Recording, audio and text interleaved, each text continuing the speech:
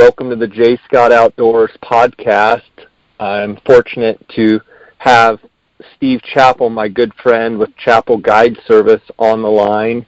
And we're going to be talking today about Arizona. And Steve has guides all over the state of Arizona. I'm going to be specifically talking to him today about Unit 9, and he's got archery hunters for the hunt coming up, and anxious to get his take on how things look out there. Steve, how you doing? I'm doing great, Jay. It's awesome to be in northern Arizona and be talking with you.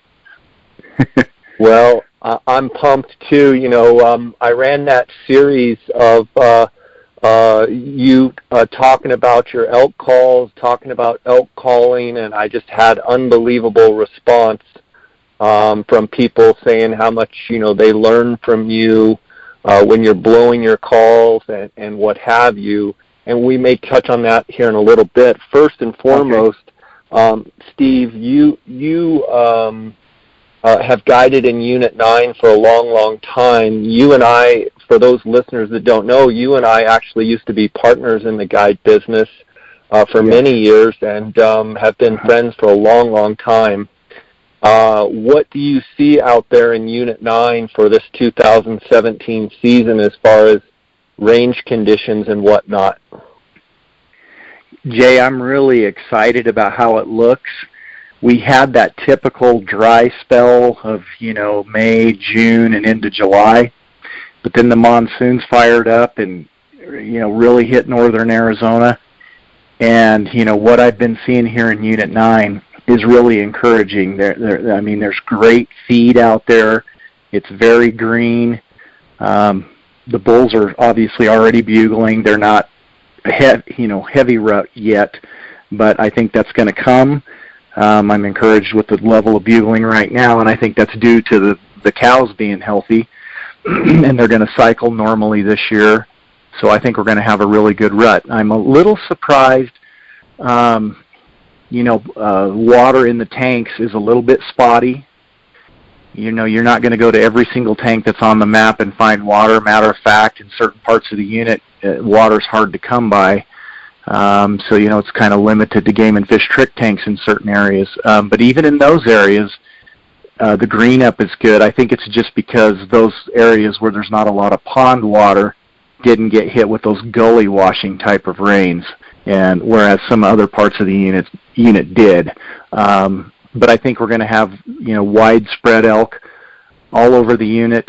I think the person hunting any quadrant of this unit is going to have success in being elk. So it's a great year to have a Unit 9 tag for sure.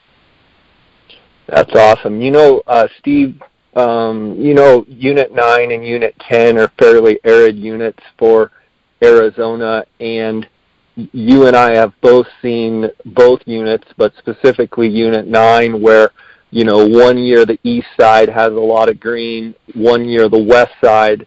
It's very rare to kind of put it all together. From what I'm hearing you saying, is it fairly widespread in that there's not, the big bare spots here and there? I mean, I'm sure there is, but from a general perspective, it's all quadrants are fairly green compared to normal. Yes, absolutely. A lot of times the west side can seem like it's just rocks and dirt and trees, and you wonder what the elk are eating. But this year it looks good on the west side as well as the east side. So I think a hunter could have success and have action, you know, hunting either side of the highway this year for sure. You know, last year, Steve, I believe the archery hunt started on the 9th. That's just going off memory. And this year, I think it starts on the 15th. In your mind, how much does that additional 6 days, or I guess a week, play into the timing of the season compared to last year? In my mind, you know, the 9th is, I think, the earliest date that it can fire on. And it always seems like it's kind of a slow go on the 9th. How do you see this year shaping up being a week later? I think it's fantastic because last year I kind of felt like the hunt was really a week-long hunt instead of a 2-week hunt. because basically the first week was just a wash pretty much. So the good thing with this year, with it starting on the 15th, is from what I'm seeing, with the level of bugling right now, I feel like a guy's going to have a full 2-week hunt instead of just that, 5 to 7 days like last year.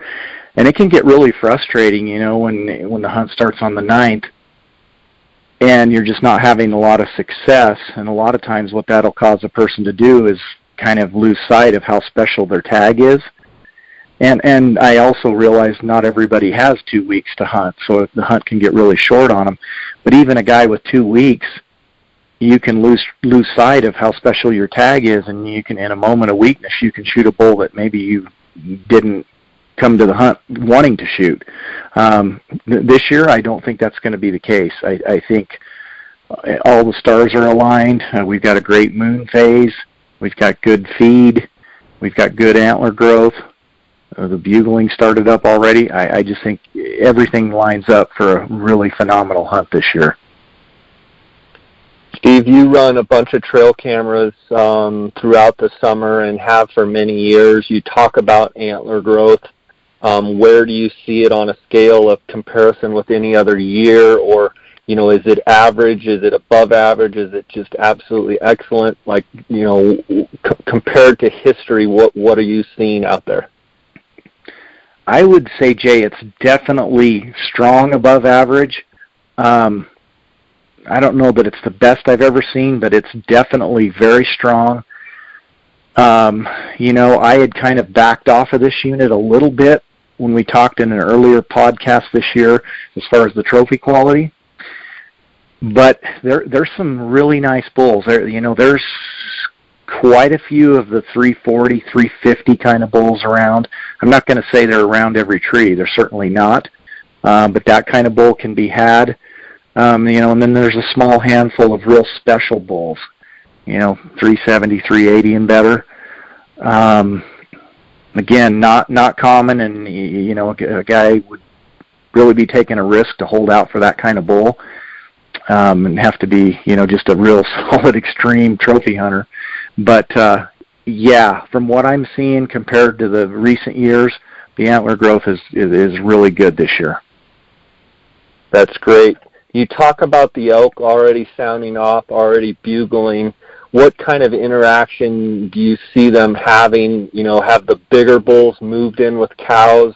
What level would you say, that it's at? Is it game on, or is it days from being game on, or do you feel like it's just, where are we at as far as the timing for, I guess, where guys can just go out and hear lots of bugling and have, good action, say, till 9:30 in the morning, and then maybe even bulls fire up at, 4:30. Are they already there yet, or is it not there?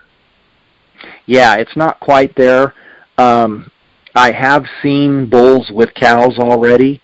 I saw a nice, probably 350 class bull with about a dozen cows this morning.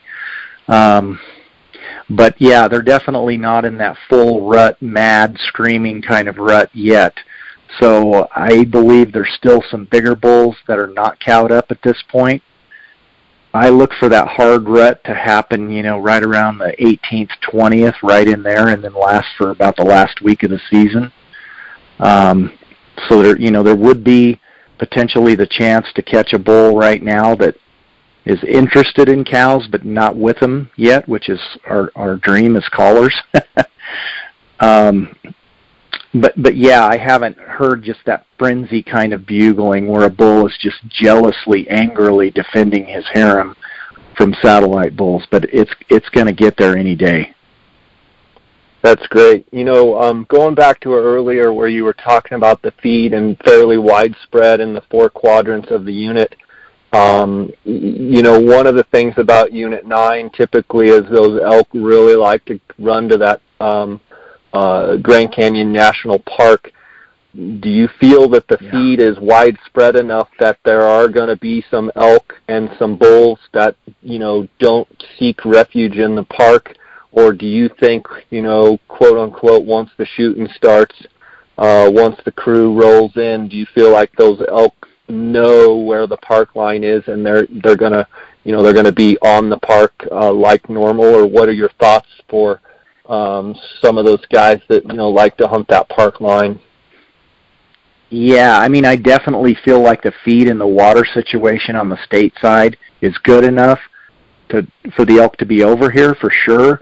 But I believe, like you do, just over time, these elk, just by conditioning, have learned that, when they're on this state side and they're rutting, and it's that time of year, that all of a sudden, the barrage of vehicles and people, approaching them when they're bugling, and they smell human scent, and they hear calls and everything, that goes along with the hunt, that they're conditioned to know that when they go over that fence, that there's refuge there and they don't get pressured. I mean, I've learned that by, trying to call bulls over the fence in the evening, and they'll just sit there and they'll bugle at you, but most times they're gonna stay on the wrong side of the fence. They know what that fence is. Yeah, and I hate saying that because I believe animals are animals, and we're a special creation. We're totally different than animals. They don't have the reasoning power that we have, but they learn by experience, and having encounters and bad things happening. They're conditioned. So I believe there is some sensibility to what they do. For sure. Steve, you have guides kind of all over the state on different in different units for elk. Is there any units to you that maybe don't get the limelight that some of the others that maybe sneak up on some guys this year and might actually produce some sleeper bulls? Or from your guides, anybody reporting in, just trying to get information as far as just general information for listeners out there, what they can expect on their hunts? Do you have any intel from any of the other units that you guide that is maybe better or worse than normal? Yeah, that's a great question, Jay. I really do feel like some of those units that aren't top shelf units, I mean, everybody knows that, like 9 and 1 and 3C and 23 and, 10 to some degree are kind of the top units, maybe 27 somewhat, and then everything else is maybe a step down from there.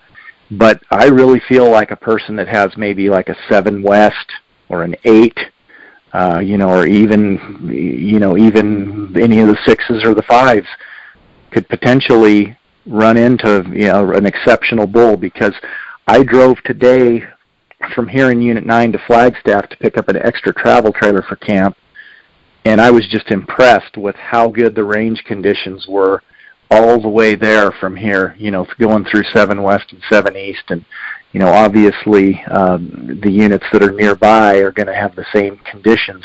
So yeah, I think there's going to be some exceptional bulls taken out of units that maybe don't get the ink that these top 5 say do. Yeah, for sure. Have any of your guides reported in, bugling across the state? Are you hearing the same type of reports that what you've seen in 9, or have you heard, some of the other units are quieter, or parts of the state are, more on fire? Have you got any intel on that in that regard?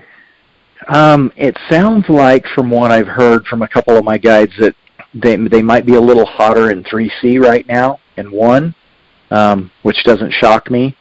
Those are typically pretty good bugling units. We don't have any 1 for the archery hunt in 23, so I don't have any intel on that. But it seems like the White Mountains usually are pretty good units for bugling over there. For sure. Just a couple more questions, Steve, and I know you've got dinner and probably some scouting to do tonight. No worries. With the archery dates, bumped back to the 15th, it makes for a great archery hunt. How do you see that playing out on those early rifle hunts that start the next day after the archery season? Do you somewhat fear that they'll be so fired up that possibly we'll be dealing with broken points? Or do you feel like Antler Growth is solid enough that, and the feed is good enough that the antlers will be solid and maybe not break up as much? Yeah, I think that'll definitely help us because, like you and I have observed over the years, it seems like on the more droughty years, they can really experience broken points, especially in units like 10. But I do feel like the great feed could, lend itself to, fewer broken antlers. I do fear a little bit that the early rifle hunt with the dates, that say the first couple 3 days, could be really rocking. And then when we get into October and you get into the first few days of October, that as we've seen before, it's not always this way, but sometimes you get into early October and that rut can just, from one day to the next, just really taper off. You know what I mean, Jay? You've seen that before.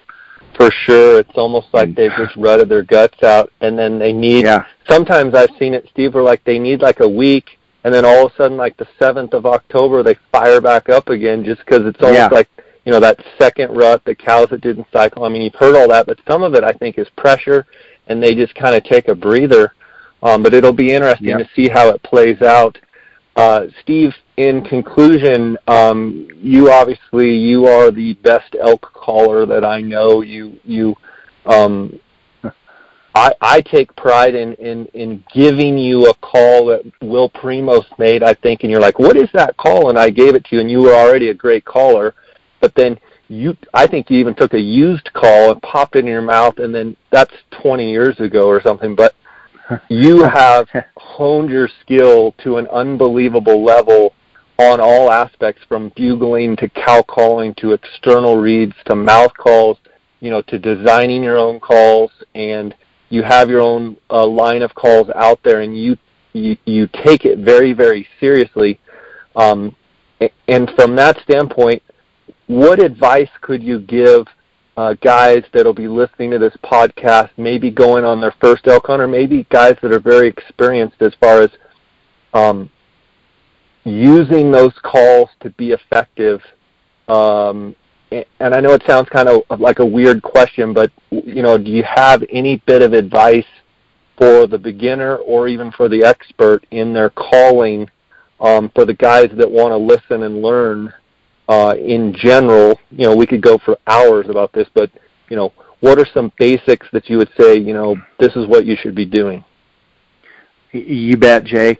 And I always take it back to the basics, because if I try to make it too hard, then I find myself struggling. So obviously the first thing is, yesterday I left camp without my wind checker, and I felt completely helpless. So that, besides my calls, is my most important part of my gear is that wind checker, because I need to know what those thermals are doing. Sometimes they're so slight you can't even tell, but the elk can certainly smell you by the thermals. So, that's my first tip, is always hunt with the wind in your favor, no matter how fanatical you are about your scent control. And then next is to use the terrain and the vegetation to get as close to bugling elk as you can before you start blowing the call. Some elk will come from a long ways away to a call, but, in my years of calling, I found that distance makes a lot of difference. And when you make it super convenient for them, because generally when they're coming to a call, they're going to lose the wind advantage, if that makes sense. They're no longer going to have the wind at their advantage because you have it at your advantage. So if they're having to go against the grain of the wind for a long ways, they don't really like doing that. It makes them nervous to do that. So that's why I believe that the closer and more convenient you can get to them, to where they don't have to betray that wind for very long to get to you, they're going to be more apt to come to it. Obviously, especially herd bulls. And then, aside from that, when you get in close, the hardest part of that is emotion control when you get in there close, because you've been listening to that bull bugle, you've been stalking in, and I'll even find that I catch myself kind of holding my breath. And that doesn't help with my calling, because I get into that shallow breath breathing pattern. So I try to talk to myself as I'm walking in and make myself take deep breaths in through my nose and out my mouth, and just control my breathing to where I've got my emotions under control when I get in there. And then mentally I just try to tell myself, okay, this is no different than blowing the call in my truck or at my house. I'm still going to go through the same exact sequence as I would when I'm practicing with the call, and I just try to place myself mentally in that spot, because I'm sure you're just like me, Jay, when you get in tight and the bull's bugling and maybe glunking or whatnot, it's very easy to get caught up emotionally, and when your emotions are high and your breathing is shallow, it's so hard to blow a call well. And when you're in close, I feel like you need to blow that call just nice and subtle and sweet. The first call out of your mouth, if you're 100 yards away from a bull and he doesn't even know you're there, and if your first call is loud and harsh, that's not how you want to introduce yourself to him. You want to think about being whispering in his ear and being soft and sexy to him, is how I like to state it. I think that's a great tip, and I've seen you so many times, and one thing I can say from watching you is when you go to your call, your whole demeanor has a calming, you seem like you're mellow. You may be going crazy inside, but I see you take a deep breath, and I see you kind of just mellow into your call, and just it's an awesome thing, whereas I think I even fight it, you make those harsh sounds, you make those abrupt sounds, and those are not what you want. You want to calm yourself. I think that's a great tip, and I've seen you do it over and over. I want to encourage anyone that hasn't listened to Steve call, go to YouTube, put in Chappell. It's either, Chappell Hunting Production or Chappell Guide Service, or Steve Chappell. Yes. And you can watch these videos. Yeah, Steve Chappell, watch these videos. You can go to his website, chappellguideservice.com, and seriously, anybody that's hunting in any state that wants to blow an elk call, you might as well learn from the best. Steve, it's been awesome having you on here. I wish you the best of success in Unit 9. I know whoever you're hunting with is going to have just a great time. And your cousin's got a tag. Gary's got a tag. I'm super pumped for him. He's such a great guy. I hope he has a great hunt, which I know he will. He's a phenomenal hunter.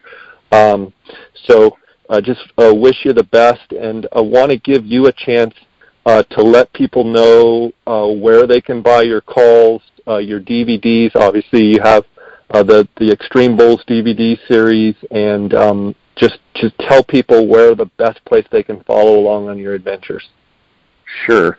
And Jay, I really appreciate how kind you are to me, and the compliments. I mean, I don't know that I can ever live up to them. And hey, when I want to improve my diaphragm cow calling, I listen to you. You're the best there is. Oh, bull. Oh, bull. I'm telling you. I'm blushing. No, it's the truth. But anyway, to order my calls or DVDs, folks can order them straight off my website, chappellguideservice.com. There's free shipping for any amount over $9.95. They can also get them from Rocky Mountain Hunting Calls, who manufactures my calls, and their website is buglingbull.com. And then, they're available in various outlets like Cabela's and Sportsman's Warehouse. Probably some local, chains as well, up in Flagstaff and other areas in the North Country. So, fairly widely available. Awesome, bud. Well, thank you so much, and knock 'em dead. I'll be expecting great things, as I always do from you and your team, and God bless, and thanks for sharing some knowledge with us, okay? Thanks, Jay. It was great to visit with you, and I'm so excited. I can't wait till Friday morning. Awesome. Knock 'em dead, buddy. And I want to wish all the listeners out there the very best on their hunts, too. And just have fun. Don't pressure up too much. It's not always about the size of the elk, but the size of the experience. And just have fun out there, guys, and good things will happen for you if you keep things in perspective. Awesome, buddy. God bless. Catch you later. God bless, Jay. Thank you. Okay. Bye-bye.